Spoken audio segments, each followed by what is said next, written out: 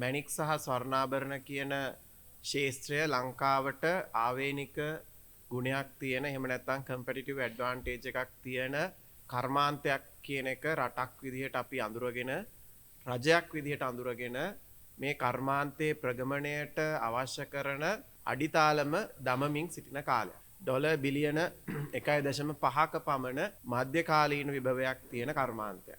මේ කර්මාන්තය ඉදිරියට යෑමේදී පහුගිය අවුරුදු දෙකේ මේ කර්මාන්තයේ බිඳ වැටීමක් තියෙනවා. මේ වෙළඳ පොළ පුළුල් කර ගැනීම සඳහා විශේෂයෙන්ම ලංකාවේ gem and jewelry exhibitions ප්‍රධාන වශයෙන් 4ක් තියෙනවා.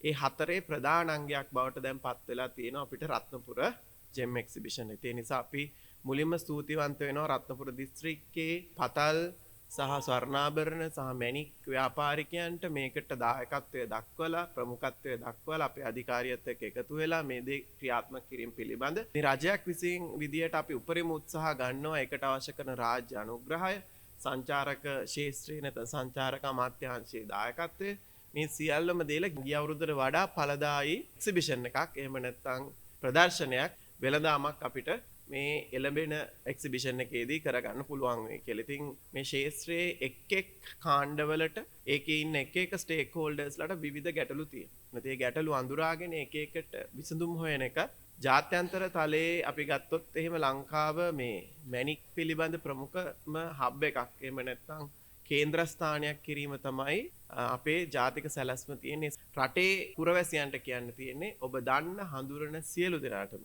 රත්නපුරට එන්න දවසක් හදනවා අපි.